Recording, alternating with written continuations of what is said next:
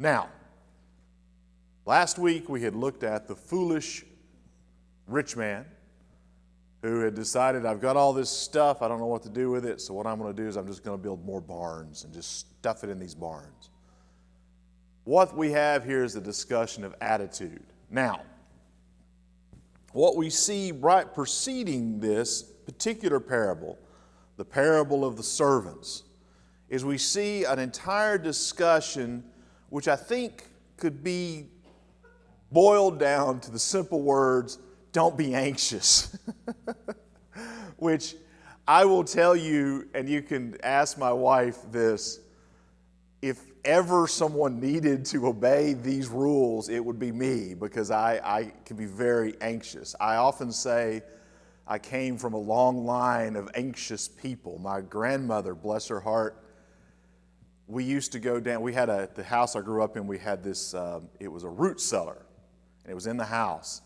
And Granny would look after me quite often, and she would go, now, Rusty, let's go down and play in the root cellar. And I'd be, oh, yeah, yay, Granny, let's go play in the root cellar. And, here's my 4 or 5 year old self. We're down there, and she's playing games, and we're singing and doing all this stuff. And it was years later that what I realized was happening is we weren't going down there just to play in the root cellar. What had happened is Granny had heard that there was a tornado like 5 counties over. There was maybe a storm that was going to be coming in, maybe. Not that there was a tornado active or watch in our county or even close to us, but there was the possibility of one being there. And my mother was very much the same way. She would worry about things. There was one time that Christy and I, when we were first married, we had gone on a date somewhere or another. I don't remember now. And, of course, this is before the prevalence of cell phones and all that kind of stuff. Ask Christy for the relevant details, because she can tell you. The thrust of it was we come home to a series of on the answering machine of increasingly frantic and panicked notes. Mom starts, where are you guys? Then it was like, hey, I can't reach you. Where are you? Give me a call. I'm worried. Is someone broken a leg? That was the one that got me, is that this very specific concern that someone had broken something in the hospital. So, and I myself, one time when Christy had gone, she was when we first had Jeremiah, and Christy had I need a break, and she'd taken Jeremiah to some movie. And I had called, I couldn't get hold of her. And I called and called and called, and then I made the mistake of calling the hospital. And I said, look, I'm looking for a Christy Swafford, and maybe she'll have a small child with her. And they're, oh yeah, we'll put you through to her. And of course I'm sitting down in the bed, I lose control of my legs, and there's some poor random Christy Swafford who just had a baby who was like, when I realized, I was like, okay, so that's me. I'm anxious. It happens to me. And Jesus is telling them, here's the thought, here's what you do. Now, this is not a parable. These are just a series of teachings. Don't be anxious. Consider the ravens, for they neither sow nor reap, which neither have storehouses nor barn, and God feedeth them. How much more are ye better than fowls? And which of you with thought can add to his stature 1 cubit? Now, we can't add height. Well, we can now. If they break both your legs, they can extend them out. But, who'd want to do that, right? But the truth of the matter is I can't do it through worry. I can't do it through anxiousness. I can't do it through anxiety. It has little to no effect. Consider the lilies, how they grow. They toil not, they spin not. And yet I say unto you that Solomon in all his glory has not arrayed like one of these. And it goes on like that. And he ends this series of teachings. For where your treasure is, there will your heart be also. And then he brings in this parable about workmen, about servants. And the thrust of this, and the thrust of all of this, is all about attitude. What is our attitude? Where is our attitude? And he's sharing with us, and I want to tell you, there's two key two key verses here for us. The first key verse is this one, "For where your treasure is, there your heart will be also." There's your first key verse. And then a little ways down in this particular verse, Peter asks a question. And I know I've picked on Peter a lot during this class, but very often it's Peter that's asking these questions. And Peter says, then, this is verse 41, "Then Peter said unto him, Lord, speaketh thou this parable unto us, or even to all?" So Peter's asking, are you talking just to us disciples, just to us, or are you talking to everybody? And that's important because Jesus answers him. And for once, Jesus often will answer questions that haven't been asked or answer questions in ways that aren't expected. But here, Jesus gives a very straight answer. Now, I'm not criticizing or saying what Jesus, it's actually always amazing to me when Jesus answers a question that's not asked and it's really the question that should have been asked in the first place. That has always amazed me. But the reality for us is that by understanding these 2 points, it helps us understand what comes forward. The first part of this parable, he says, "Let your loins be girded about and your lights burning." So, this idea of having your loins girded, you've gotten up, it's basically, pull your pants up, get your shoes on, we're going out to work, right? You got your work clothes on. And you're ready to go. So if you're at work or you got places, they make these little lift belts that you can put on and you're ready. You're ready to do some hard work. You're ready to get things done. And Jesus is saying, let your loins. Now that's an interesting way of saying it. Now what do? We get off work and we've got work clothes and then we've got, what do we call it? Leisure clothes, or we got our home clothes, and that's what, a sweatshirt and maybe some sweatpants and a pair of comfortable shoes, right? Surely you all watched Mr. Rogers, right? Or your kids did at least. So Mr. Rogers comes home and what does he do? He changes out and he puts on his house shoes and he's walking around in his comfortable little house shoes there. Well, this "let your loins be girded" doesn't actually allow for that. There is no taking off these work clothes. There is no, I'm going to go be at leisure, I'm going to be resting right now. That's not, the language doesn't allow for that. It's a continual process. It's continually being there. And he drives this home even further. "And ye yourselves like unto men that wait for their Lord, when he will return from the wedding, that when he cometh and knocketh, they may open unto him immediately." Now this immediately should remind you of another parable of Jesus. What parable might this remind you of a little bit? The 10 virgins. Now in that particular parable, what do we have? We have 5 virgins that are wise and ready to go, because what do? They set back enough oil. And then you got 5 foolish virgins that didn't set back enough oil, right? And what happens is the foolish virgins say to the wise virgins, "Hey, give us some of your oil, share with us." And the wise virgins say, "Hey man, I don't got enough. If I share with you, I'm not going to have enough, you're not going to have enough, and our master's going to come back and it's going to be dark." And again, we've got to think about this. We're used to having lights, the ability to turn on lights and go into a home, or you flip out your flashlight, and what do? You turn that. We've always got light available to us. But in this day and age, you had to think ahead. You had to be prepared to have light. And you would have these little lamps that you could pour your oil in, and there was only so much that oil burns, and it burns at a particular rate. And you got to have enough to keep it burning.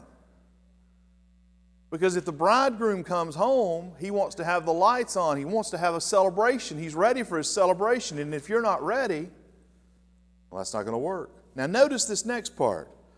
Verse 37, and I'll tell you, here's what I think Peter picks up on very quickly. I think, that's personal opinion. But see if you don't agree with me when we get through it. Verse 37, blessed are those servants whom the Lord, when he cometh, shall find watching. Verily I say unto you that he shall gird himself and make them to sit down to meat, and will come forth and serve them. So here we have the servant, the master arrives, and instantly, have you all ever watched something like Downton Abbey or one of those upstairs, downstairs British shows? And, they'll show how regal and calm and the upper class are just kind of walking around, bumbling around. They can't even dress themselves without help from the servants. And then you go down below the downstairs where the servants are, and it's just chaos as they're getting ready for the meal or they're getting ready. And then, of course, the moment the Lord arrives, he doesn't even pay any attention. He just goes down and he starts to sit without even looking, and the servant is right there, pushing the chair up. And then when they're lift on, and then right there, the food is there at the table, almost as if by magic. See, those servants are prepared and they're ready. Now, our experience with this is you go to, Walmart or somewhere else, and you're like, is there an employee? Is there like somebody that can show me where stuff is? And then make it even more fun, periodically every couple of years, Walmart, Kroger's, they all do it. They change the whole outlay of the store, don't they? And you're just wandering around and you don't have a clue. We're not ready. They're not ready. And it shows as you wait or you call in and you get that phone tree and it just clicks over and you sit there and you sit there and you sit there and you wait because people aren't prepared. They've not planned. But Jesus is saying this is what it is to be a blessed servant. It is to be someone that is ready and waiting, and that requires a very specific kind of attitude. It requires a very specific attitude of service. And actually, oddly enough, in Walmart, when I was back in the day, they actually talked about in their management program, they actually used the word servant leaders. And the idea is that Walmart was not a pyramid like this with the CEO at the top, but it was an inverted pyramid. The CEO was at the bottom, then you had district, you had CEO, regional, district, store managers, division manager, area managers, division managers. Well, anyway. So as it moves up, we poor hourly peon employees are at the top, and all these other people are supposed to be supporting us in our jobs. But here's the point. I can tell you from experience that it didn't always work out that way. I can tell you, though, when it worked, it was something beautiful. There were 3 managers that I had at Walmart when I was working there. And Christy, one of them, Tim was his name, and he was a tough guy, but man, he supported you, didn't he, Christy? I mean, he was there for you. Like if you had a customer that was being a little bit snooty and confrontational, you always knew you could, like if he said, I want to see your manager, you always happily skipped to go get Tim because Tim was on your side.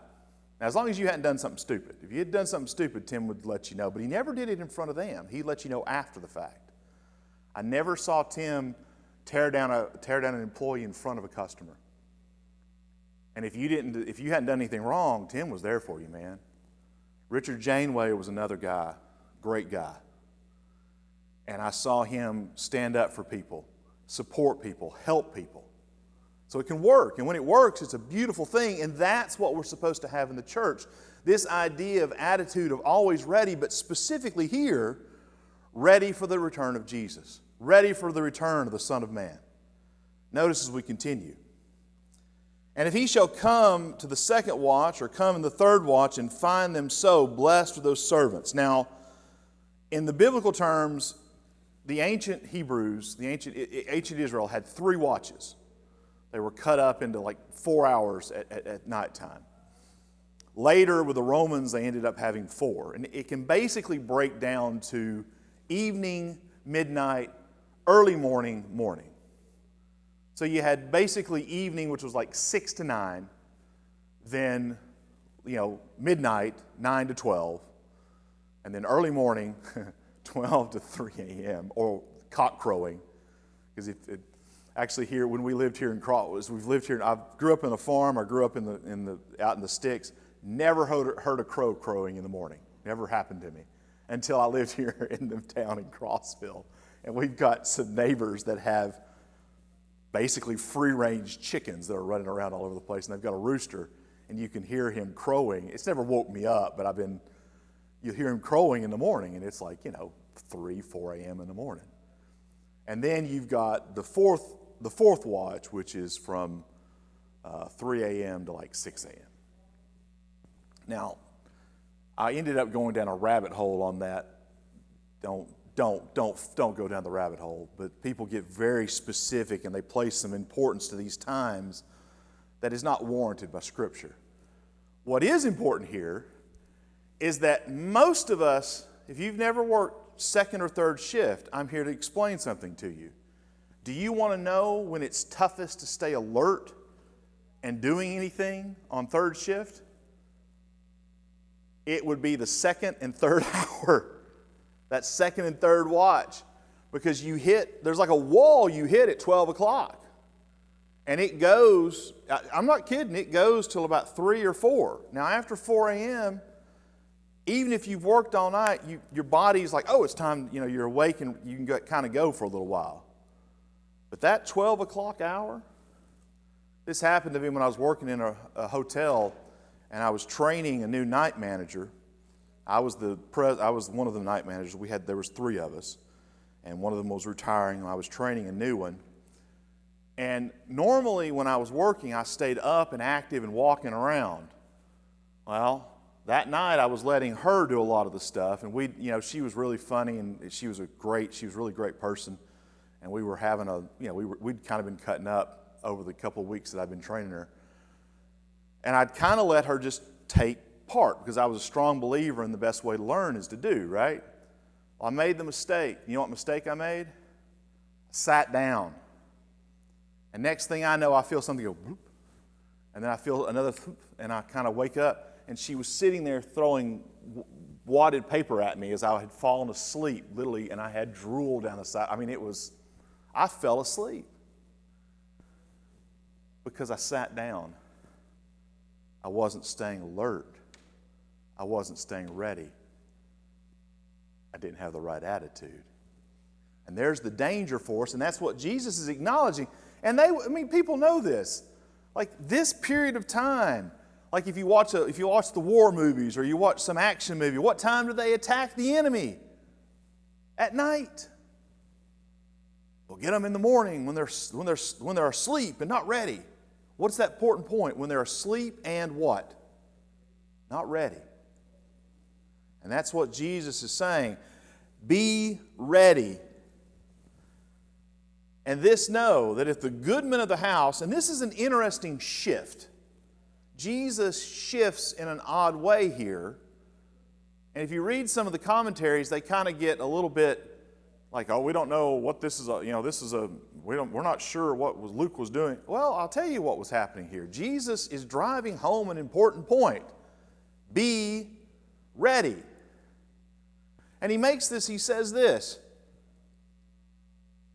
And this know that if the goodman of the house had known what hour the thief would come, he would have watched and not have suffered his house to be broken through. Be ye therefore ready also, for the Son of Man cometh at an hour when you think not. Now this thread runs throughout Scripture. There are numerous parables, there's numerous teachings that Jesus drives home. In Matthew, when he gets asked the question, when is the end of time coming? When's the judgment? What does he say? Now he says the destruction of Jerusalem, there's going to be a whole lot of signs that are going to let you know that that's coming. But the destruction of Jerusalem is not the end of the world. The destruction of Jerusalem is not the final judgment.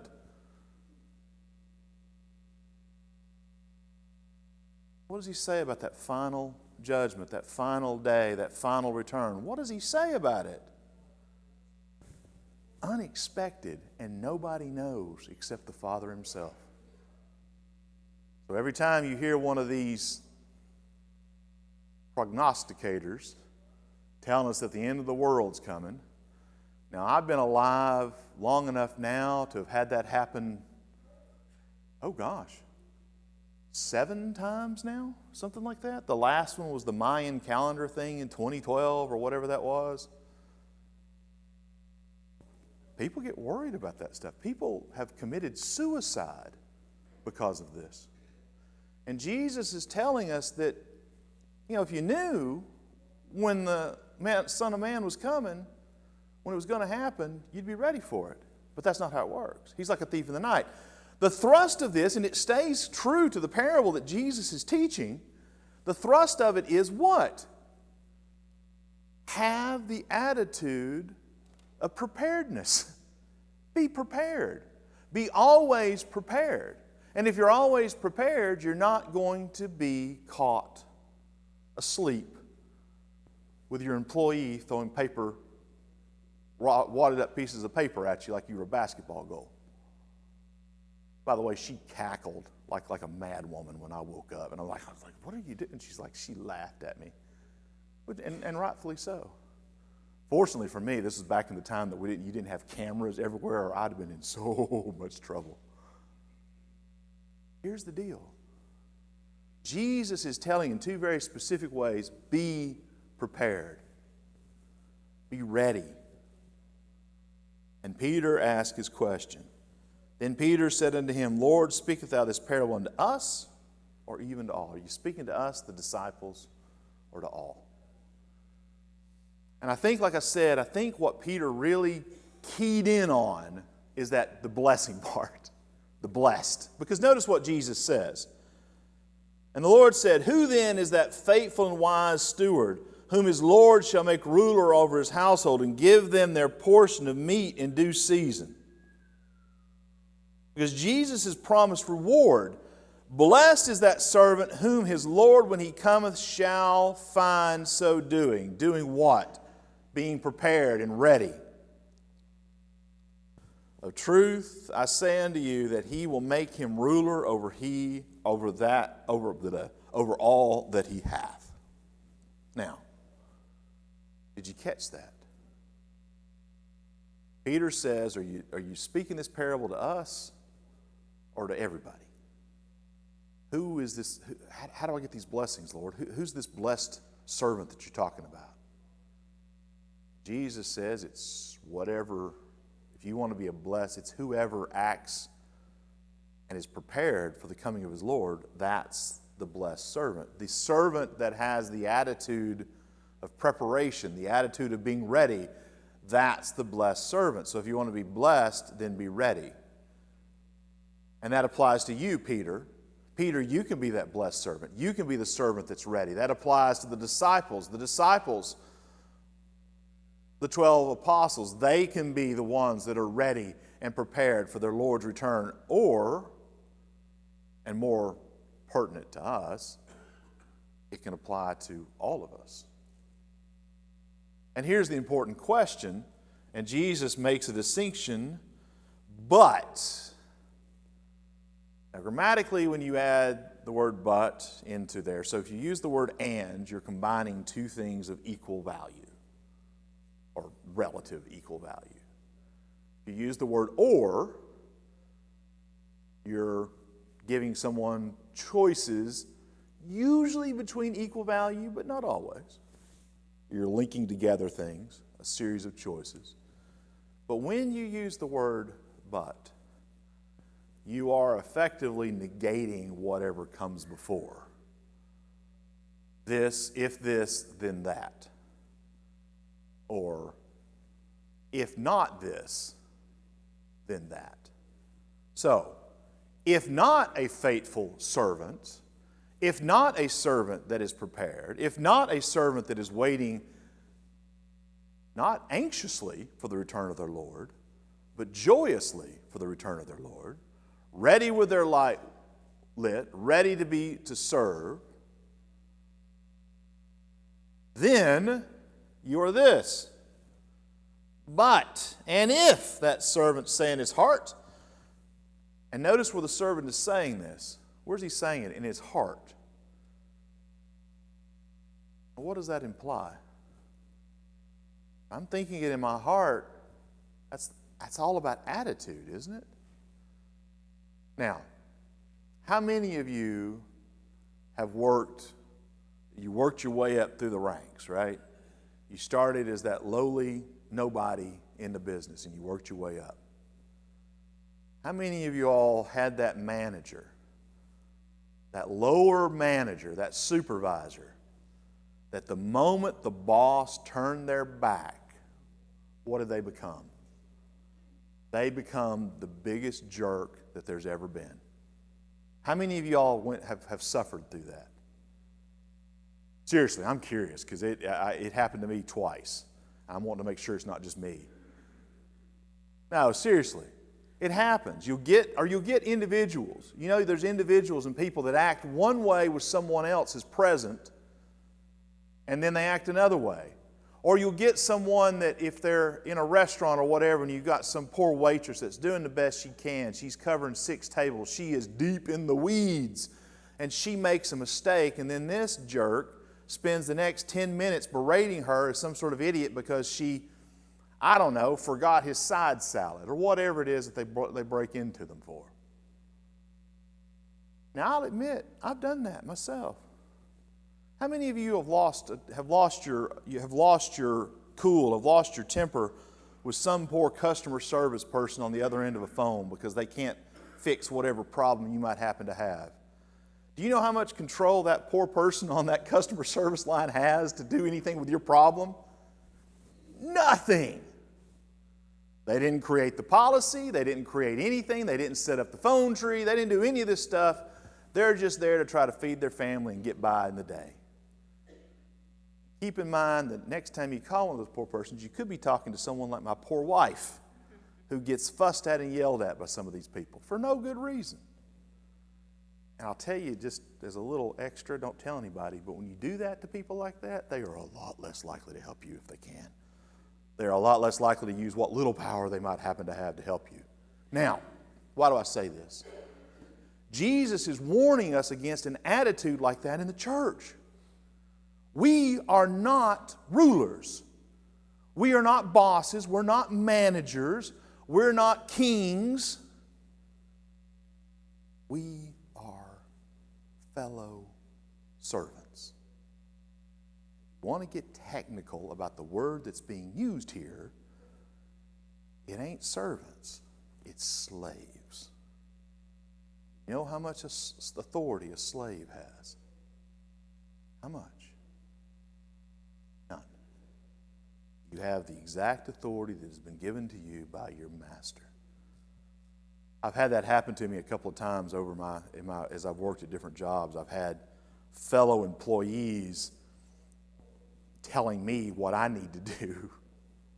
And I'll always look at them and say, well, I think we've had a misunderstanding about the relationship that we have, number one.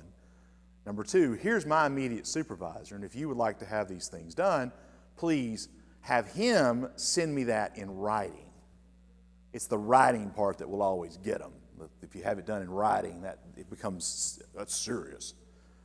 But Jesus is saying, what happens? If you've got a servant that has the wrong attitude, he thinks he's a boss, he thinks he's a master, he thinks he's the owner. And what does he do? But and if the servant say in his heart, my Lord delayeth his coming, and shall begin to beat the man's servants and maidens, and to eat and drink, and to be drunken, the Lord of that servant will come in a day when he looketh not for him, and at an hour when he is not aware, and he will cut him in sunder, and will appoint him his portion with the unbelievers.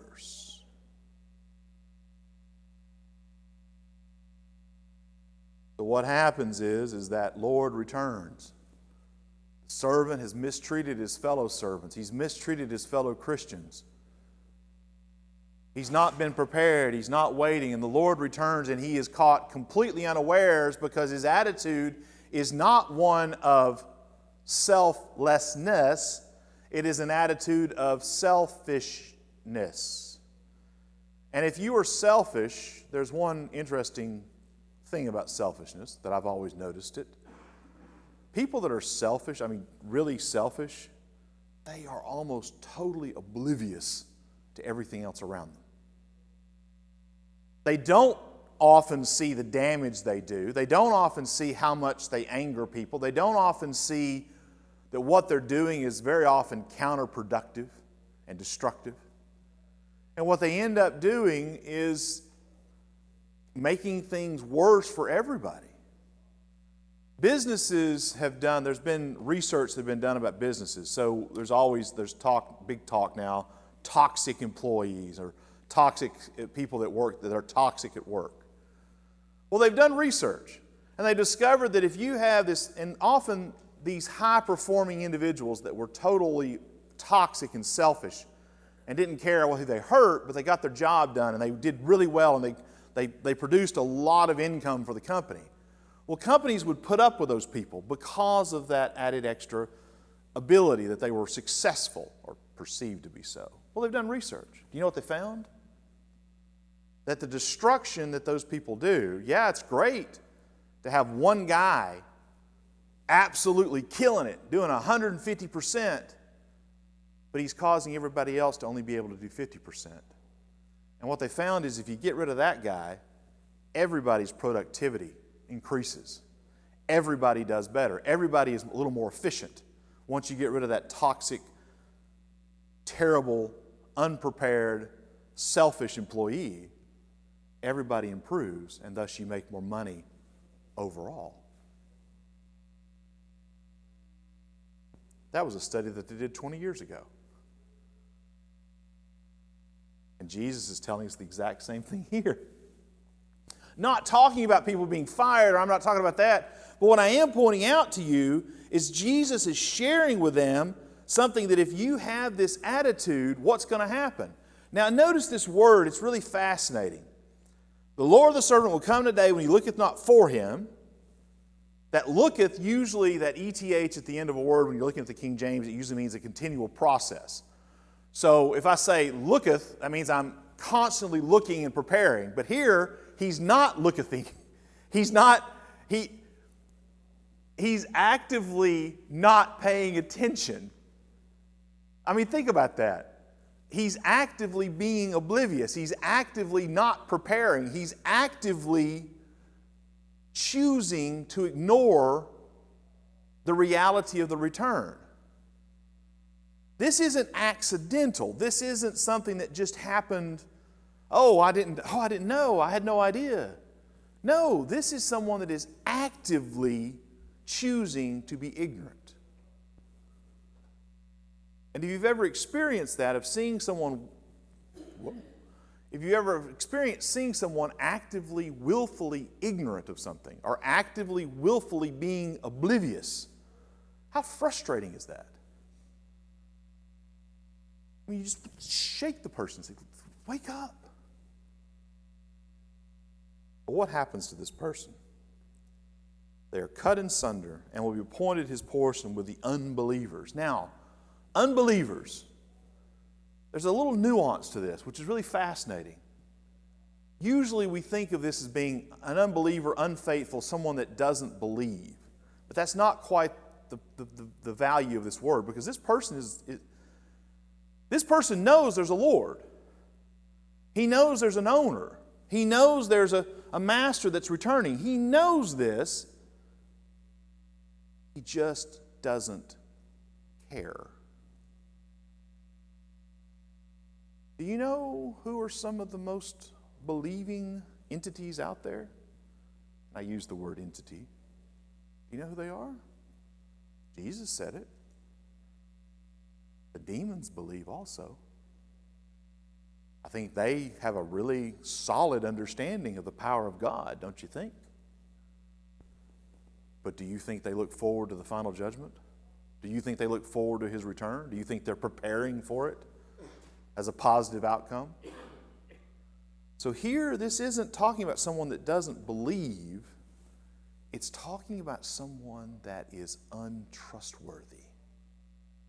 unreliable.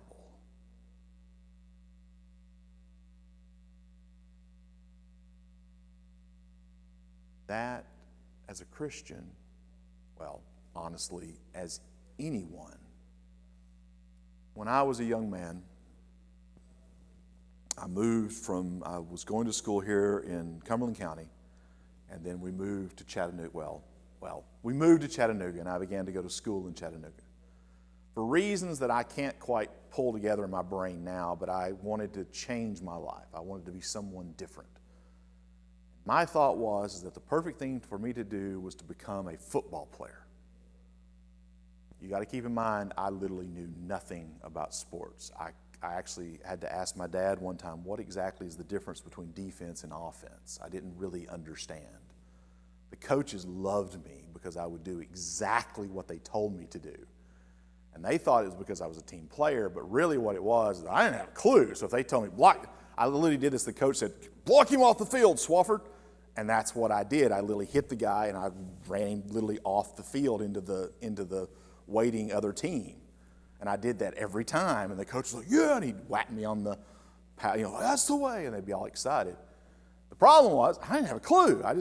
They told me to do X, I did it. About halfway through, I realized I didn't like football because, number one, people are trying to hit you and it hurts. And people are knocking you down and you're knocking into people, and I'd get bruises. And I thought, this is not what I want to do. And I told my dad, I said, I want to quit. And you know what my dad told me? I'll never forget.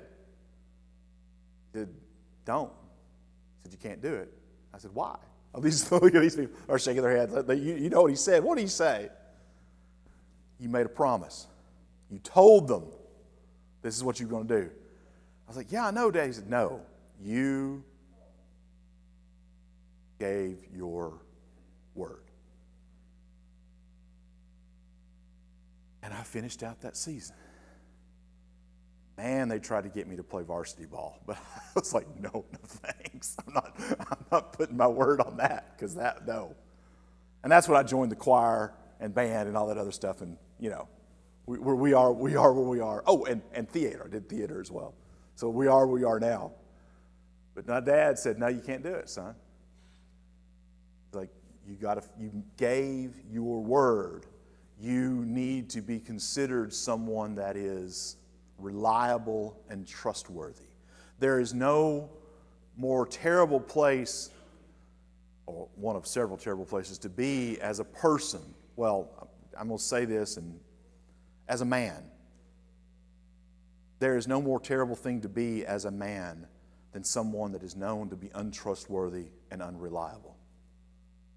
I mean, just for anybody in general, but there is a special, in my mind, there's a special sorrow to a man that is unreliable and untrustworthy. Because as men, that's what we are called and ought to be, reliable and trustworthy. Everybody should, but I think there's a special place for men that we have to be that way. And then, as Christians, we need to be faithful believers. But more than that, we need to be reliable and trustworthy. We need to be someone that people know they're reliable and trustworthy. Because there are few things that are more destructive than a fellow Christian that is unreliable and untrustworthy. And Jesus brings that home here. Notice, and that servant, which servant? This untrustworthy, unreliable servant, which knew his Lord will and prepared. Now notice this. This is important. And the servant which knew his Lord's will and prepared not. Now the King James will add himself for clarity. I actually don't think you need it for clarity. I think the sentence is standalone just as it is. The Lord's servant who knew his Lord's will and prepared not. He knew what he was supposed to do. He knew that he was returning. He knew what was required of him. He knew what was expected. But he didn't do it. He prepared not. What happens to that individual? Who is that individual? Neither did according to his will shall be beaten with many stripes. But he that knew not and did not things worthy of stripes shall be beaten with few stripes. For unto whomsoever much is given, of him shall be much required, and to whom men have committed much, of him they will ask the more. Now, I so wish that one of the disciples at this point had said, Lord, please explain that one to us. But they didn't. But I think if we apply just a little bit of thought to what else is up there, what's going on here?